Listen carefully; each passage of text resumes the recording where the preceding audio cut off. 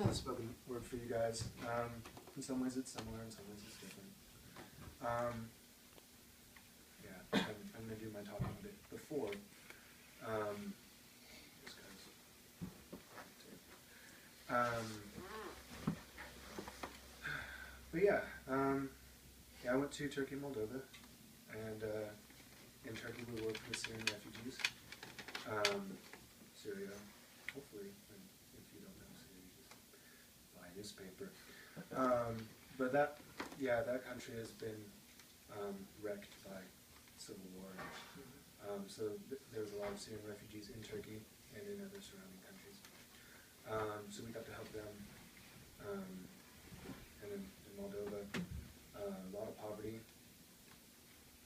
which was sometimes hard to see. Like, not, I don't mean that it was like hard to take, which it was, but like sometimes it was literally difficult to see it because they're a very hospitable people. And sometimes it's hard to see how poor they are because they will present to you the best that they have, which actually makes it harder when you realize what they've presented to you in their hospitality might literally be all they have. Again, Moldova has, actually I'm not sure if you touched on this. Moldova, statistics are different, but somewhere between 1/10 and, I heard one that said a third, somewhere between there, percent of the population of Moldova has been trafficked. I don't really know for sure, but either way that's huge. That's certainly over 1 million. People have been trafficked, mostly for sex, but also for labor, other things. So yeah, we just saw a lot of darkness in the world. Yeah, it comes in all different forms. You can go to Moldova and see it. You can look in your backyard and see it. You might have to look harder. You know, there's brokenness everywhere. And that's really what my spoken word is about. It's not specifically about Moldova, it's not about Turkey, it's not really about anywhere. Actually, the only place I really mentioned by name is America. But it's brokenness that's everywhere. And it's just taking the hard things before God.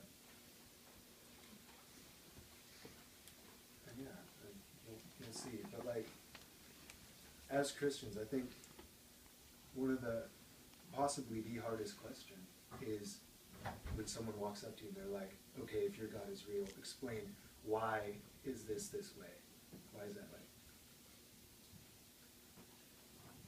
Yeah. So now I'm going to present my spoken word to you. It's called The Question.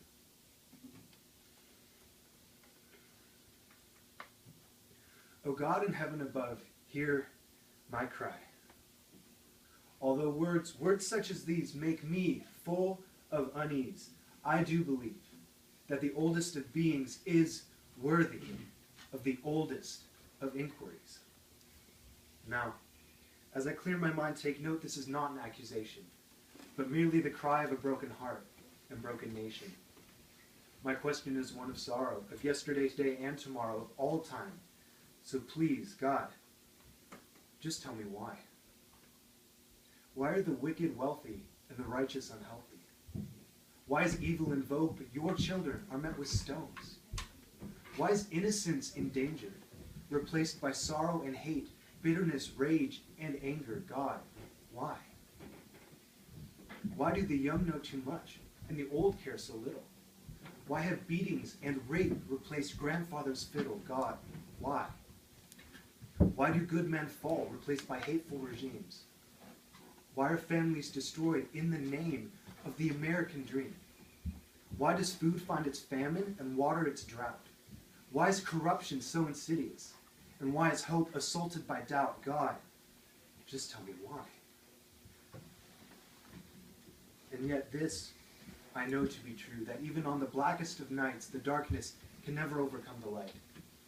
Truth, yes, that the cry of the saints is more powerful than hate, that life itself has overcome the grave, and that with every breath we draw closer to a time when there will be no more pain, and there will be no more death. Hunger, oppression, fear, thirst, suffering, and tears will be gone forever, because you are a God who loved us so much that when you looked at the price tag of humanity, which read the death of a God, you said to yourself, they are worth it. And this is what gives me